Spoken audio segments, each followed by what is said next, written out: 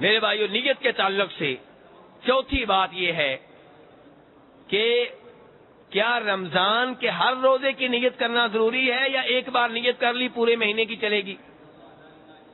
تو بہتر یہ ہے کہ ہر رات آپ کی نیت ہو کہ میں صبح روزہ رکھوں گا، اور اگر ایک دفعہ نیت کر لیتے ہیں تو انشاءاللہ وہ بھی ٹھیک ہوگا، لیکن بہتر یہ ہے کہ ہر رات آپ کے پروگرام میں یہ بات شامل ہو کہ صبح میں روزہ ہوگا۔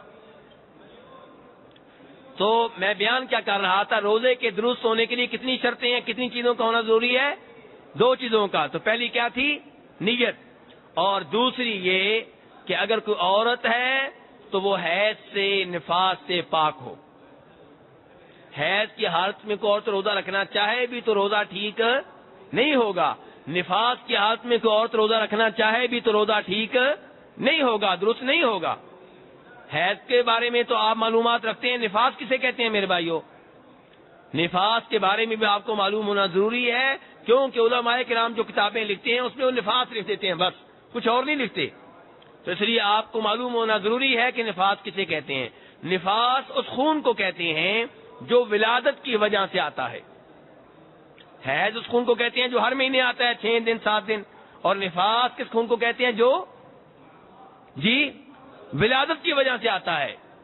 تو اگر خون کسی عورت کو آ رہا ہے حیض کا یا نفاس کا، ولادت والا خون، تو اس کا روزہ ٹھیک نہیں ہے۔ اور اس کی دلیل وہ حدیث ہے جسے امام مسلم نے، امام ابو داؤد نے، امام ابن ماجہ نے روایت کیا ہے کہ نبی علیہ الصلوۃ والسلام نے عورتوں سے کہا، یا معاشر النساء، اے عورتوں کی جماعت، تصدقنا، صدقہ خیرات کیا کرو، وَأَكْثِرْنَ مِنَ الْإِسْتِغْفَارِ، اور بہت زیادہ توبہ استغفار کیا کرو، بہت زیادہ اللہ سے گناہوں کی معافی مانگا کرو۔ یہ آپ کن سے خطاب کر رہے ہیں؟ عورتوں سے۔ پتہ چلا عورتوں سے الگ بھی گفتگو کی جا سکتی ہے، جب وہ پردے کی حالت میں ہوں انہیں الگ بھی درس دیا جا سکتا ہے۔ تو آپ عورتوں سے کہہ رہے ہیں صدقہ خیرات کیا کرو، بہت زیادہ اللہ سے گناہوں کی معافی مانگا کرو۔ فرمایا فَإِنِّي رَأَيْتُكُنَّ أَكْثَرَ أَهْلِ النَّارِ، کہ جب میں نے جہنم دیکھی تو جہنم میں زیادہ عورتیں تھیں، مرد کم تھے۔ تو ایک عورت کہنے لگی کہ اے نبی علیہ السلام، کیا وجہ ہے، کس وجہ سے جہنم میں عورتیں زیادہ تھیں، کیوں عورتیں زیادہ جہنم میں داخل ہوں گی، کیا وجہ ہے؟ تو آپ علیہ السلام نے فرمایا، اس لیے کہ تکثرن اللعن وتکفرن العشیر، تم بہت زیادہ لعن تان کرتی ہو، تیرے اوپر لعنت ہو، تو ہے لعنتی، پھٹے منہ، کہتی ہیں کہ نہیں کہتی؟ تو نبی علیہ السلام فرما رہی تم بہت زیادہ لعن تان کرتی ہو، اور دوسرے نمبر پہ اس لیے کہ تم خامدوں کی ناشکری کرتی ہو۔ اب میرے بھائیو، اسلام جو ہے بہت عمدہ دین ہے، بہت اچھا دین ہے۔ اسلام نے کیا کہا؟ خامد کا خرچہ، بیوی کا خرچہ کس کے ذمہ ہے؟ عورت سے کہا گیا گھر میں بیٹھو، پنکھے کے نیچے، سائے میں، اے سی کے نیچے، اور خامد سے کہا گیا گھر سے نکلو، کما کر لاؤ، اس کے کپڑے تمہارے ذمہ ہیں، اس کی رہائش تمہارے ذمہ ہے، اس کا کھانا تمہارے ذمہ ہے۔ اب مرد دھکے کھا رہا ہے سڑکوں کے اوپر، کسی نے ریڑھی لگائی ہوئی ہے، کوئی دکان پہ بیٹھا ہوا ہے، کوئی دفتر میں جا کے اپنے ڈائریکٹر کی باتیں اور گالیاں سنتا ہے۔ کیوں؟ کیونکہ بچوں کا پیٹ پالنا ہے، بیگم کا پیٹ پالنا ہے۔ اب اس کے مقابلے میں شریعت عورت سے کیا تقاضا کرتی ہے کہ اس خاوند کا شکر ادا کرو، اسے جزاک اللہ کہو، وہ تمہاری وجہ سے دنیا گھومتا ہے۔ کتنے ہمارے بھائی ہیں جو سعودیہ میں بیٹھے ہوئے ہیں، 2 سال کے بعد گھر جاتے ہیں، کس لیے؟ بیگم بچوں کی خاطر۔ اب بیگم کیا کرتی ہے؟ چھوٹی سی بات ہو گئی، کبھی کوئی شادی وغیرہ آ گئی، مطالبہ ہوتا ہے جناب اتنے سوٹ چاہیے۔ اب خامن نے اگر ایک بھی کم لے دیا تو اس کی خیر نہیں ہے، کہ تمہارے گھر میں کبھی میں نے خیر دیکھی نہیں۔ وہ جو عورت ہے اس کا خامن جو وہ مانگے وہ لا کر دے دیتا ہے، اور تمہارے پاس جب بھی کوئی مسئلہ ہوا ہے تو نے مجھے رلا کے گھر سے رخصت کیا ہے۔ تو نبی علیہ السلام فرماتے ہیں کہ تم خاوندوں کی ناشکری کرتی ہو، اس لیے عورتیں زیادہ تعداد میں کہاں ہوں گی؟ جہنم میں ہوں گی۔ اب میرے کئی بھائی ہیں اس وقت میرے سامنے بیٹھے ہوئے، وہ اپنی بیگم کے بارے میں سوچ رہے ہوں گے کہ واقعی کہ یہ بیماری میری بیگم میں بھی پائی جاتی ہے، یہ نہیں سوچیں گے کہ میری بہن میں بھی پائی جاتی ہے، یہ نہیں سوچیں گے میری ماں میں بھی پائی جاتی ہے، یہ نہیں سوچیں گے میری بہن میں بھی پائی جاتی ہے، ان کو میں سمجھاؤں۔ یہ حدیث سننے کے بعد بیگم کو بتانے کا پروگرام بن چکا ہے، یہ پروگرام نہیں بنا کہ اپنی بیٹی کو بھی حدیث سنانی ہے کہ بیٹی صبر کرنا، صبر کرنا، خاوند کی ناشکری نہ کرنا۔ یہ پروگرام نہیں بنا کہ بہن سے بھی کہنا ہے، ماں سے بھی کہنا، امی کیوں ہر وقت لڑتی ہو؟ حدیث میں نے یہ سنی ہے، میرے ابا کی ناشکری نہ کیا کرو۔ مشکل وقت آتا رہتا ہے، نبی علیہ السلام کے گھر میں بھی کئی دنوں تک کھانا تیار نہیں ہوتا تھا، کئی دنوں تک چولہا نہیں جلتا تھا، ایسے ہوتا تھا کہ نہیں ہوتا تھا؟ تو اس لیے میرے بھائیو، نبی اسلام کیا فرما رہے ہیں کہ یہ وجہ ہے جس وجہ سے جہنم میں عورتیں زیادہ تعداد میں ہوں گی۔ تو آگے جا کے نبی علیہ السلام نے یہ بھی فرمایا کہ عورتیں حالانکہ دینی لحاظ سے اور عقلی لحاظ سے مردوں سے پیچھے ہیں۔ نبی علیہ السلام کیا فرما رہے ہیں کہ عورتیں حالانکہ دینی لحاظ سے عقلی لحاظ سے مردوں سے پیچھے ہیں، اس کے باوجود مرد کے اوپر غالب ہو جاتی ہیں، حالانکہ مرد عقل میں آگے ہوتا ہے، مرد کے اوپر کنٹرول حاصل کر لیتی ہیں، باتیں اپنی منوا لیتی ہیں، عقل میں پیچھے ہونے کے باوجود۔ صحابہ کرام رضوان اللہ علیہم اجمعین، ان سے نبی علیہ السلام گفتگو کر رہے ہیں، ان خواتین سے جو دنیا کی سب سے اچھی خواتین تھی، دینی لحاظ سے بھی عقل کے لحاظ سے بھی۔ تو انہوں نے آگے سے منہ نہیں بنایا، آگے سے احتجاج نہیں کیا، آگے سے جلوس نہیں نکالا کہ جی عورتوں کو کم حقوق دیے جا رہے ہیں، ایسی بات نہیں، بلکہ بڑے پیار و محبت سے خاتون نے پوچھا کہ نبی علیہ السلام عورتیں کس طرح دینی لحاظ سے اور عقلی لحاظ سے مردوں سے پیچھے ہیں؟ فرمایا دینی لحاظ سے اس لیے پیچھے ہیں کہ عورتیں حیض کے دنوں میں نماز نہیں پڑھتی، حیض کے دنوں میں روزے نہیں رکھتی، تو روزے تو بعد میں رکھ لیتی ہیں، لیکن حیض کے دنوں میں نمازیں بالکل نہیں پڑھتی، نہ ان دنوں میں نہ بعد میں۔ 6 دن اگر حیض آتا ہے، 7 دن کتنی نمازیں گئیں؟ جی 21 دن۔ تو فرمایا یہ دینی لحاظ سے پیچھے ہو گئیں، اور عقلی لحاظ سے اس لیے فرمایا کہ اللہ تعالیٰ نے یہ کہا ہے کہ 2 عورتوں کی گواہی ایک مرد کے برابر ہے۔ اللہ تعالیٰ فرماتے ہیں ان تضل احداہما فتذکر احداہما الاخری، کیونکہ اگر ایک عورت بھول جائے گی دوسری یاد کرا دے گی۔ پتہ چلا کہ عورتوں کا حافظہ مردوں کے مقابلے میں تھوڑا سا کم ہوتا ہے۔ عام طور پہ کوئی ایک آدھ عورت مردوں سے آگے ہو سکتی ہے، لیکن جو اصول بنتے ہیں وہ غالب یعنی کہ معاملات کو دیکھ کر بنتے ہیں کہ 90% کیا ہے، 95% کیا ہے۔ ایک آدھ عورت زیادہ ذہین ہے تو اس کا اعتبار نہیں ہوگا، ایک آدھ مرد اگر نکھٹو ہے، اس کا ذہن کمزور ہے تو اس کا اعتبار نہیں ہے۔ عام طور پہ مرد جو ہیں وہ عورتوں سے عقلی لحاظ سے آگے ہوتے ہیں۔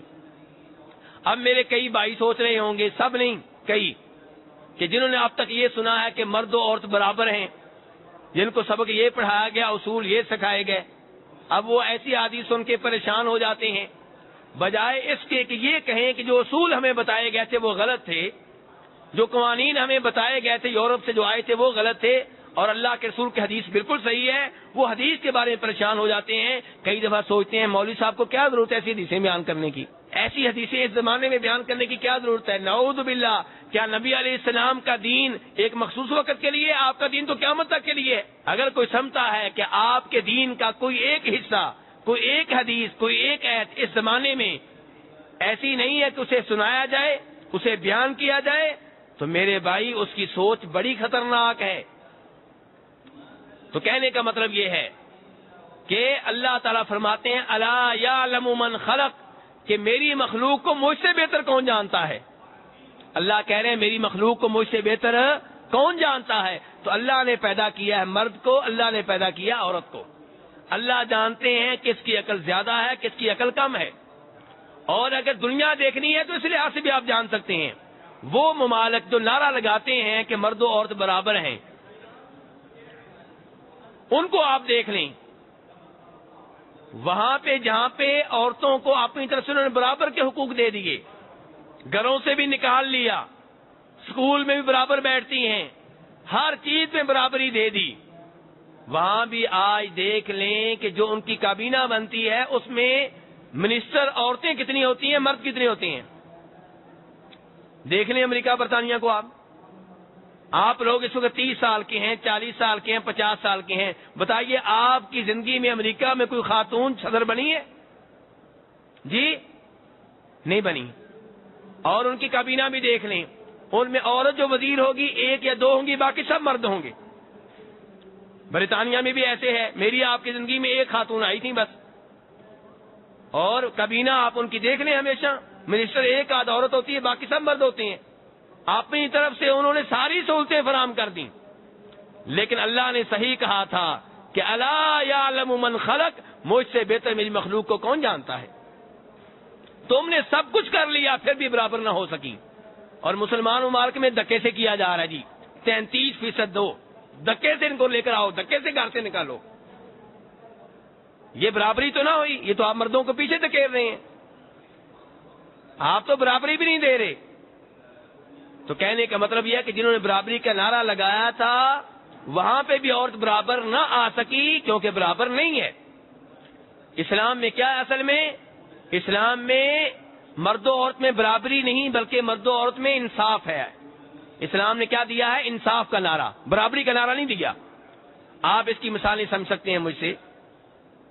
آپ کے گھر میں 5 بیٹے ہیں، ایک بیٹا 20 سال کا ہے، ایک 15 سال کا ہے، اور ایک 10 سال کا ہے، اور ایک 5 سال کا ہے، ایک 1 سال کا ہے۔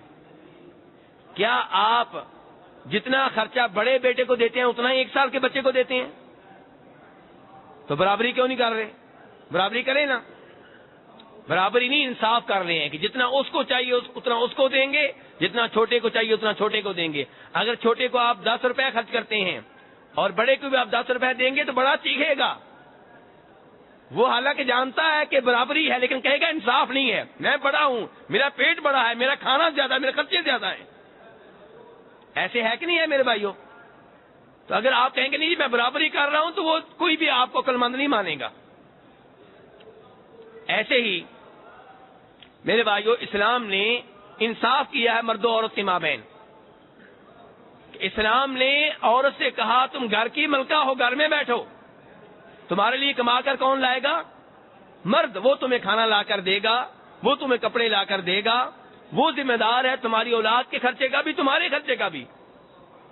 اس لحاظ سے تو اسلام نے عورت کو یہاں مرد سے آگے کر دیا ہے، اور یہ اسلام کا انصاف ہے، برابری نہیں ہے، انصاف ہے، کیونکہ عورت اس قابل نہیں ہے، اس کا جسم اس بات کی اجازت نہیں دیتا کہ اسے سڑکوں پہ باہر نکالا جائے، وہ مردوں کے ساتھ دھکے کھائے، مردوں سے لڑے، بسوں میں مردوں کے ساتھ کھڑی ہو، وہ مردوں کی طرح ہتھوڑے چلائے اور لوہار بن جائے، یہ عورت کا جسم اس بات کی اجازت نہیں دیتا۔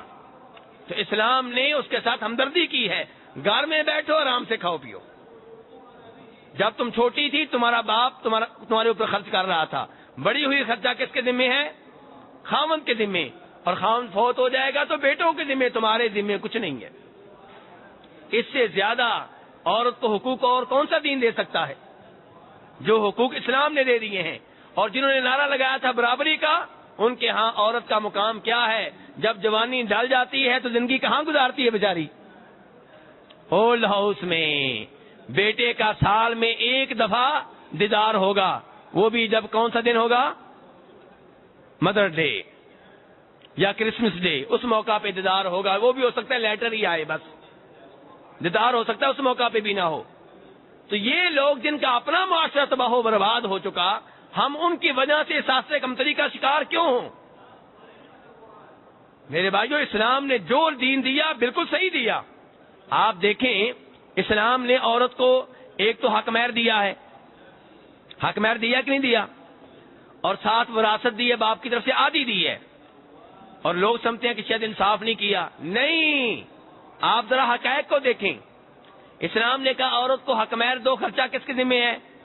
خاوند کی۔ حق مہر کیا کرے گی؟ جیب میں رکھے گی۔ ایسے ہے کہ نہیں ہے؟ جب باپ فوت ہو جائے گا وراثت ادھر سے بھی آ گئی، کیا کرنی ہے؟ جیب میں رکھنی ہے۔ خرچہ تو سارا تمہارا خاوند کے ذمہ ہے. تو آدھی وراثت بھی بہت ہے. اس لڑکی کو جس کو آدھی وراثت ملی ہے اس کے بھائی کا حال دیکھیں.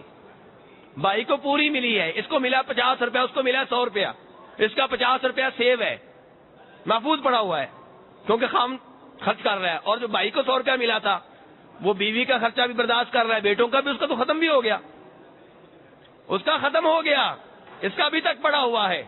تو میرے بھائی اس لیے اسلام نے جو دیا ہے نظام, بہترین نظام دیا ہے. اور اس میں کیا ہے, میں کیا بتا رہا تھا, انصاف ہے, برابری نہیں, کیا ہے, انصاف. اسلام نے بیٹے سے کیا کہا ہے کہ تمہارے اوپر تمہاری ماں کے کتنے حقوق ہیں جی؟ بیٹے سے اسلام کیا کہتا ہے, تمہارے اوپر تمہاری ماں کے کتنے حق ہیں؟ کسی کو بھی نہیں پتا میرے بھائیو جی. 3 حق ہیں. ماں کے بیٹے کے اوپر کتنے حق ہیں, اور باپ کا. یہاں اسلام نے ماں کو آگے کر دیا, برابر نہیں کیا, آگے کر دیا. کیونکہ 9 ماہ پیٹ میں کس نے رکھا تھا؟ ماں نے. 9 ماہ پیٹ میں رکھنا آسان کام نہیں ہے. اور پھر جو ولادت کی دردیں ہیں یہ وہی جانتے ہیں جن کی شادی ہو چکی ہے. اور پھر اس کے بعد دودھ پلانے کے 2 سال بار بار بچہ پیشاب کر رہا ہے, نیند خراب کرتا ہے, عورت کی نیند پوری نہیں ہوتی, عورت بیٹے کی وجہ سے کبھی یہ نہیں کھاتی کبھی وہ نہیں کھاتی. 3 سال 4 سال عورت کے ایک بچے کی وجہ سے ایسے گزرتے ہیں. حمل ٹھہرنے سے لے کر دودھ پینا اور یہ سارے مراحل 3-4 سال عورت کے ایک بچے کی وجہ سے تکلیف کے سال ہوتے ہیں. اس لیے اللہ تعالی نے کہا کہ ماں کے کتنے حق ہیں؟ 3. اور باپ خرچہ دیتا رہا, اس کا بھی ایک حق ہے. لیکن کہنے کا مطلب یہ, یہاں پہ اسلام نے کیا کیا, ماں کو آگے کر دیا اور مرد کو پیچھے کر دیا. یہاں پہ تو جس کا جو حق بنتا ہے اسلام نے وہ دیا ہے. اسلام میں انصاف ہے, برابری کا نعرہ وہ لگاتے ہیں جو اندھے ہوتے ہیں, اور جن کو نظر آتا ہے وہ برابری کا نعرہ نہیں لگاتے, وہ انصاف کا نعرہ لگاتے ہیں. جس کا جو حق بنتا ہے وہ دو, جس کا جو حق بنتا ہے وہ دو, یہ اسلام کا نعرہ ہے. تو کہنے کا مطلب یہ ہے میرے بھائیوں کہ یہ عورت نبی علیہ السلام سے کہہ رہی تھی کہ ہم دینی لحاظ سے پیچھے کیوں ہیں؟ تو آپ نے فرمایا اس لیے کہ رمضان میں حیض کے دنوں میں تم نمازیں نہیں پڑھتی, روزے نہیں رکھتی. تو کہنے کا مطلب یہ ہے میرے بھائیوں کہ روزہ حیض کے دنوں میں ٹھیک نہیں ہے, نفاس کے دنوں میں ٹھیک نہیں ہے. عورت رکھے بھی تو ایسا روزہ نہیں ہوگا. دیگر مسائل کا ذکر آگے آتا رہے گا. خلاصہ کلام یہ ہے آخر میں کہ روزہ تب صحیح ہوگا جب نیت صحیح ہو, اور دوسرے نمبر پہ اگر کوئی عورت ہے تو حیض نفاس سے پاک ہو. اللہ تعالیٰ شریعت کے مطابق روزے رکھنے کی توفیق عنایت فرمائے. اب میں آپ